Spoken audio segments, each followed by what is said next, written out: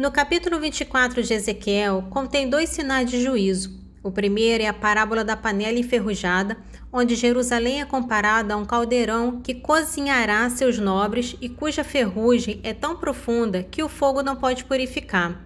O juízo de Deus é, portanto, irreversível e será executado sem piedade.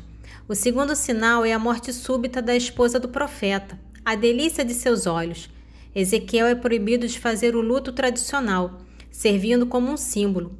Este sinal representa o que acontecerá com os israelitas, a destruição do santuário. Causará uma dor tão grande que eles serão incapazes de lamentar publicamente, apenas definharão e gemerão por suas iniquidades.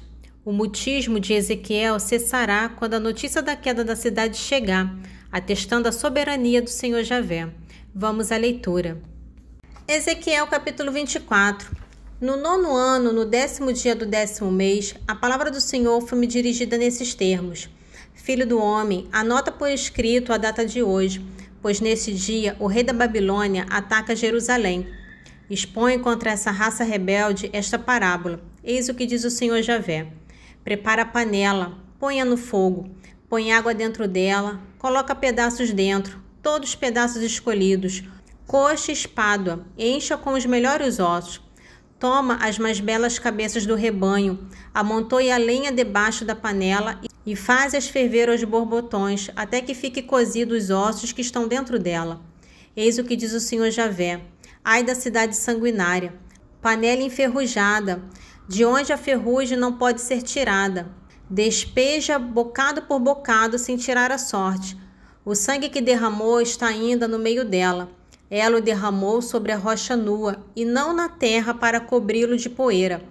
Foi para excitar o meu furor e para que a vingança seja cumprida, que espalhei seu sangue sobre a rocha nua, para que ele não ficasse escondido. Por isso, eis o que diz o Senhor Javé: Ai da cidade sanguinária, também eu vou fazer grande fogueira. Amontou a lenha, atiça o fogo, cozinha bem a carne, prepara o tempero, que os ossos sejam torrados. Em seguida, põe a panela vazia nas brasas, para que ela fique bem quente e vermelho o seu metal, que seja fundida sua imundície e tirada sua ferrugem. Baldados, porém, são os esforços. A massa da ferrugem não sai. Lança-se ao fogo essa ferrugem. Devido à imundície de teu proceder, eu quis purificar-te. Todavia, como não estás purificada, não recobrarás a tua pureza, até que eu tenha fartado sobre ti o meu furor. Sou eu, Senhor, que o digo, e isso sucederá. Eu farei isso sem hesitação, sem piedade, sem remorso. Serás julgada de acordo com o seu comportamento e os teus atos. Oráculo do Senhor Javé. A palavra do Senhor foi-me dirigida nesses termos: Filho do homem, vou levar subitamente de ti aquela que faz a delícia de teus olhos. Tu, porém, não darás gemido algum de dor, não chorarás, não deixarás tuas lágrimas correrem. Suspira em silêncio, não celebres o luto habitual dos mortos. Conserva o teu turbante na cabeça, põe o calçado nos pés, não cubras a tua barba, não comas o pão da gente. De manhã eu me dirigi ao povo, à tarde minha mulher morreu. No dia seguinte fiz o que fora prescrito. Disse-me o povo: Não irás explicar-nos o que significa esse teu modo de proceder? Respondi: A palavra do Senhor foi-me dirigida nesses termos: Faz esse discurso aos israelitas. Eis o que diz o Senhor Javé: Vou profanar o meu santuário, o orgulho de vosso poderio, a alegria de vossos olhos, o objeto do vosso amor. Vossos filhos e vossas filhas, que deixastes, vão cair sob a espada. Fareis então como acabo de fazer. Não cobrireis a vossa barba, não comereis o pão da gente. Conservareis os vossos turbantes na cabeça, e trareis os pés calçados. Não poreis luto e não chorareis. Entretanto, definhareis por causa das vossas iniquidades e gemereis uns com os outros. O que Ezequiel está fazendo será para vós um sinal. Quando isso acontecer, fareis exatamente do mesmo modo como ele fez, e sabereis que sou eu, o Senhor Javé. Quanto a ti, filho do homem, no dia em que eu tirar o que faz a sua fortaleza, sua gloriosa arrogância, a alegria dos seus olhos e o objeto do seu amor, seus filhos e suas filhas, naquele dia, digo, um fugitivo virá anunciar-te a nova. Naquele dia tua boca se abrirá para falar com aquele que escapou. Teu mutismo cessará, falharás. Tua atitude será para eles um símbolo e conhecerão que sou eu, Senhor Javé. O capítulo 25 de Ezequiel inicia os oráculos contra as nações vizinhas, condenando-as por sua reação à queda de Judá e à profanação do santuário. Amon é condenado por ter manifestado riso e desdém pela desgraça de Israel. O castigo será entregue aos filhos do Oriente. Moabe e Sé são condenados por negarem a singularidade de Judá, dizendo que o povo de Deus era igual a todas as demais nações, e por isso perderão sua cidade. Edom é condenado por exercer vingança cruel e será devastado por Israel. Por fim, os filisteus são condenados por cruéis represálias e ódio inveterado, e sofrerão a vingança terrível de Deus. A principal finalidade de todos esses juízos é que essas nações saberão que eu sou o Senhor Javé. Ezequiel capítulo 25. A palavra do Senhor foi-me dirigida nesses termos: Filho do homem, volta a tua face para os amonitas e profetiza contra eles. Dize-lhes: escutai a palavra do Senhor Javé. Eis o que diz o Senhor Javé: por que disseste, que bom, quando da profanação do meu santuário, quando da devastação da terra de Israel e da deportação da casa de Judá. Por isso vou entregar-te aos filhos do Oriente, que estabelecerão em tua morada os seus acampamentos e plantarão aí as suas tendas. Eles comerão teus frutos, beberão teu leite. Farei de Rabá um parque de camelos e da terra dos amonitas, um aprisco de ovelhas. Assim sabereis que sou eu o Senhor. Eis o que diz o Senhor Javé: porque batestes palmas e batestes com o pé, e porque manifestastes riso e desdém pela terra de Israel. Por isso vou estender minha mão contra ti, entregar-te à pilhagem das nações, suprimir-te dentre os povos, expulsar-te de tua casa e aniquilar-te. Assim saberás que eu sou o Senhor. Eis o que diz o Senhor Javé: visto que Moabe e Seir dizem, a casa de Judá é igual a todas as demais nações. Eu mesmo vou abrir o flanco de Moabe, arrebatando sua cidade, todas as cidades do seu território, e o ornamento da terra, Bet-Gesimote, Baal-Meon e Carietarim. Eu o dou, assim como a terra dos amonitas, em possessão aos filhos do Oriente, a fim de que Amon não mais seja mencionado entre as nações. Assim exercerei meu juízo sobre Moabe e ficarão sabendo que eu sou o Senhor. Eis o que diz o Senhor Javé: já que Edom exerceu sua vingança contra a casa de Judá e se tornou culpado tomando vingança. Por isso, oráculo do Senhor Javé: vou estender a mão contra Edom, exterminar dele animais e homens e transformá-lo em um deserto. Em seguida, desde Temá até Dandã, tombarão sob o gládio. Exercerei minha vingança contra Edom pela mão de Israel, meu povo, que os tratará segundo o meu furor. E eles saberão o que vale minha vingança, oráculo do Senhor Javé. Eis o que diz o Senhor Javé: já que os filisteus exerceram vingança, usaram de cruéis represálias com o coração cheio de desprezo, e em seu ódio inveterado procuraram destruir tudo. Por isso, oráculo do Senhor Javé: estenderei a mão sobre eles, exterminarei os cretenses, e farei perecer o que resta do litoral. Exercerei sobre eles uma vingança terrível, furiosos castigos, e quando eu executar sobre eles a minha vingança, saberão que eu sou o Senhor. O capítulo 26 de Ezequiel é um oráculo contra a rica cidade de estado de Tiro, condenada por sua ganância e por ter se alegrado com a queda de Jerusalém, dizendo: vou me enriquecer, ela foi devastada. Deus promete suscitar nações numerosas, começando por Nabucodonosor, rei da Babilônia, que fará um cerco implacável, destruirá seus muros e pilhará suas riquezas. A profecia declara a destruição total e permanente de Tiro. Ela será varrida, seu pó será jogado fora, e dela se fará uma rocha desnuda, um lugar onde se estende redes no meio do mar, jamais reconstruída. A queda de Tiro provocará o pavor dos príncipes do mar e das ilhas, que lamentarão a perda da cidade, outrora poderosa. A sentença final é a aniquilação e o esquecimento. A cidade descerá às moradas infernais, não mais será encontrada, e todos saberão que eu sou o Senhor Javé. Ezequiel capítulo 26. No 11º ano, no primeiro dia do mês, a palavra do Senhor foi-me dirigida nesses termos: Filho do homem, sabes o que Tiro disse de Jerusalém? Ah, ah, ei-la quebrada, a porta dos povos. É para mim que ela vai voltar-se.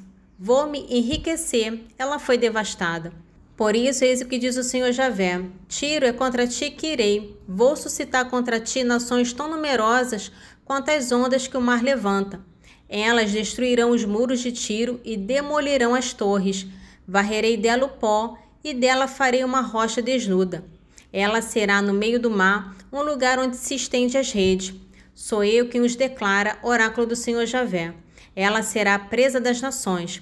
Suas filhas em terra firme serão mortas pelo gládio, e se reconhecerá que sou eu o Senhor.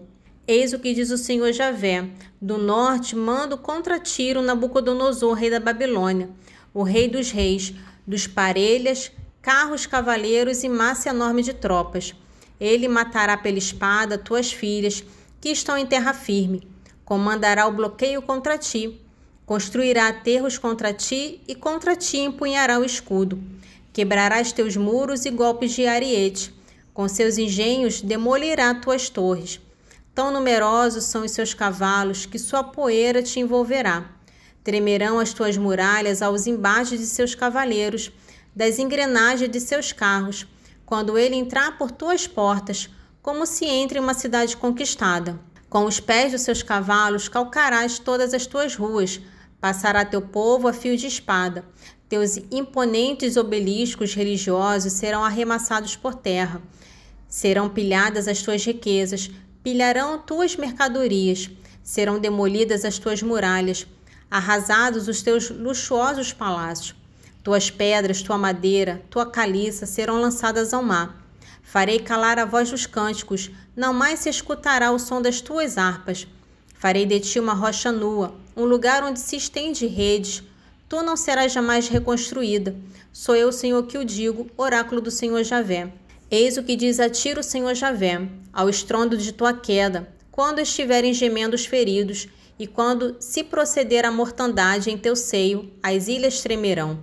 Descerão do seu trono os príncipes do mar, deporão seus mantos, deixarão suas vestimentas bordadas, para demonstrar o seu espanto, para se assentarem no chão, e consternados com o que virem, tremerão sem parar. Proferirão a teu respeito este cântico fúnebre, como pereceste, habitante dos mares, cidade altiva, tão poderosa no mar, com os teus habitantes que se faziam temer por todos os povos marítimos. Eis que treme as ilhas desde o dia de tua queda. As ilhas do mar estão aterrorizadas com o teu destino. Eis o que diz o Senhor Javé: quando eu tiver feito de ti uma cidade deserta, semelhante às cidades despovoadas, quando eu tiver feito com que o abismo venha sobre ti e as grandes águas te houverem coberto, eu me precipitarei com os que descem a fossa, com as gentes de outrora. Irei instalar-te nas moradas infernais, nas solidões eternas, com os que descem ao túmulo, a fim de que não seja mais habitada, quando eu devolver o esplendor à terra dos vivos. De ti farei objeto de horror, não mais existirás, e quando alguém te procurar, não mais serás encontrada, oráculo do Senhor Javé. No trecho de Hebreus capítulo 9, descreve o santuário da primeira aliança, o tabernáculo, que era dividido em duas partes, o santo com o candelabro e a mesa, e o santo dos santos, atrás do segundo véu, com a arca da aliança e o propiciatório. A restrição de acesso era o ponto central. Os sacerdotes entravam no santo continuamente, mas no Santo dos Santos apenas o sumo sacerdote entrava, somente uma vez ao ano levando sangue. O Espírito Santo significava com isso que o caminho para a presença de Deus ainda não estava livre. Esse culto era apenas uma figura, pois seus ritos materiais eram incapazes de justificar a consciência ou de levar à perfeição, sendo apenas temporários até a chegada de ritos mais perfeitos. Hebreus capítulo 9, dos versículos 1 ao 10. A primeira aliança, na verdade, teve regulamentos rituais e seu santuário terrestre. Consistia numa tenda. A parte anterior encerrava o candelabro e a mesa com os pães da proposição chamava-se santo. Atrás do segundo véu achava-se a parte chamada Santo dos Santos. Aí estava o altar de ouro para os perfumes e a arca da aliança coberta de ouro por todos os lados. Dentro dela, a urna de ouro contendo o maná, a vara de Arão que floresceu e as tábuas da aliança. Em cima da arca, os querubins da glória, estendendo a sombra de suas asas sobre o propiciatório. Mas não é aqui o lugar de falarmos dessas coisas pormenorizadamente.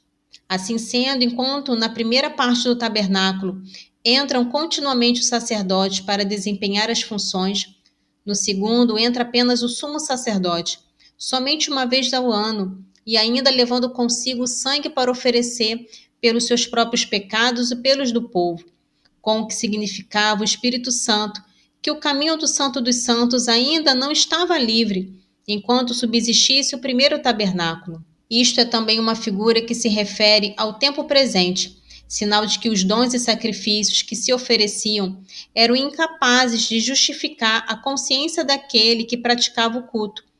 Culto que consistia unicamente em comidas, bebidas e abluções diversas, ritos materiais que só podiam ter valor enquanto não fossem instituídos outros mais perfeitos. No trecho do Salmo 118, o salmista agradece a Deus por sua benevolência e pede juízo reto e sabedoria, pois confia em seus mandamentos. Ele confessa que antes de ser afligido pela provação, errei, mas a aflição o corrigiu e agora ele guarda a palavra. O salmista conclui que foi bom para mim ser afligido, pois isso o levou a aprender os decretos de Deus, em contraste com os soberbos que o caluniam e cujo espírito é espesso como sebo. O salmista se deleita na lei. O trecho finaliza com uma poderosa declaração: a lei de Deus é incomparavelmente mais valiosa que montes de ouro e prata. Salmo 118, dos versículos 65 ao 72. Tratastes com benevolência o vosso servo, Senhor, segundo a vossa palavra.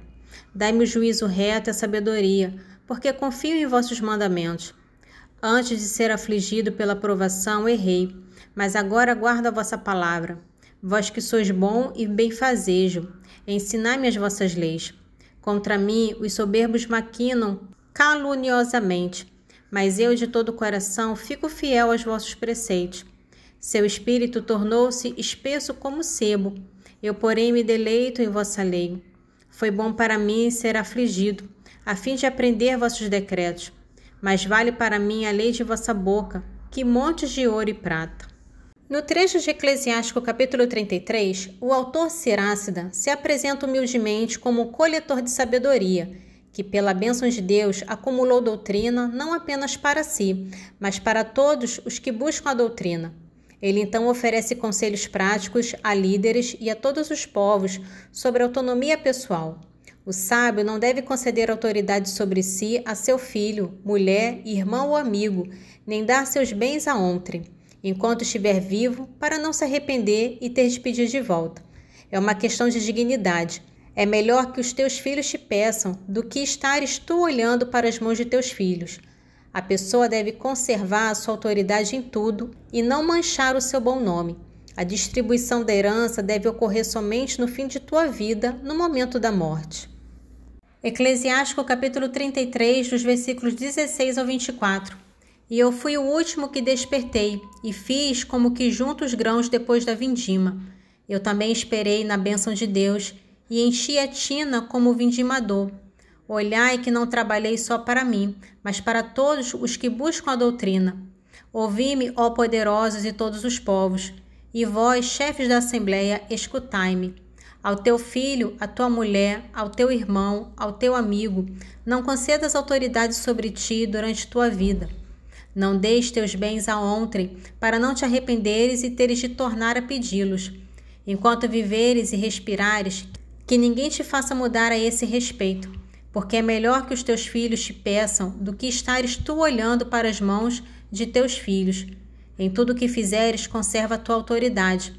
Não manches o teu bom nome, somente no fim de tua vida, no momento da morte, distribuirás a tua herança.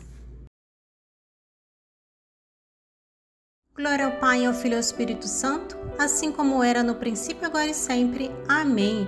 Divino Espírito Santo, iluminai-nos, guiai-nos, dai-nos sabedoria e discernimento. Amém.